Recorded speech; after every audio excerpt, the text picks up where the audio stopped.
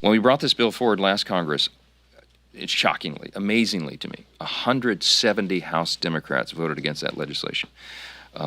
We're going to detain and deport illegal aliens who commit burglary, theft, larceny, shoplifting, certainly vicious and violent crimes, and I can't believe anybody would be opposed to that.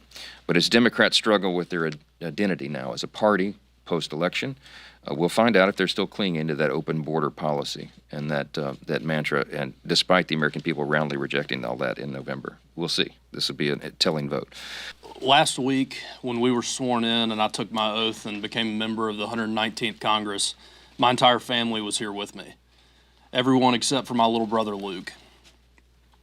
Luke wasn't here because he was killed by fentanyl that was almost certainly manufactured in China and smuggled across our southern border.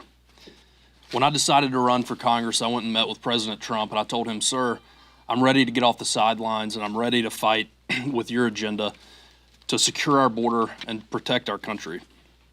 I'm ready to fight for families like mine who have had my mom and dad had to look a police officer in the eyes when he told them that their son was dead." Every day that Kamala Harris and Joe Biden and the Democrats in Congress refuse to act, more people will die. That is why that was the #1 issue for Americans across the country when we went to the ballot box. They looked at the president and the vice president and they said, "Y'all are fired." I'm looking forward to voting for the Laken Riley Act today because for families like hers and like mine, this is a needed step. To those of you that are watching, I lost my little brother, and I'm in Congress so that you don't have to lose yours.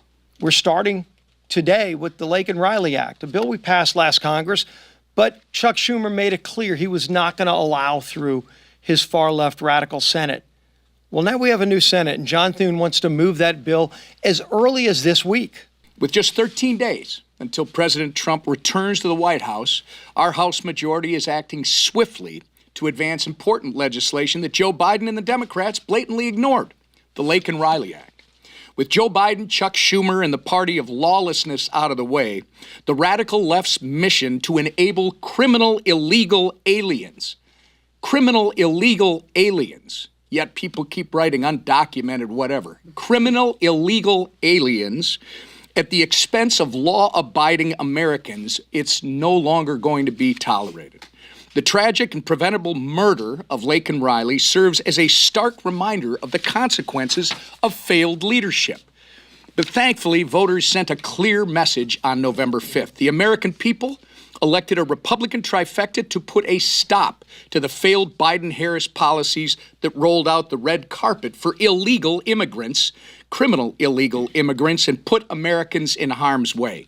The House is expected to vote on the Laken Riley Act for people like Congressman Addison McDowell. The southern border is very personal.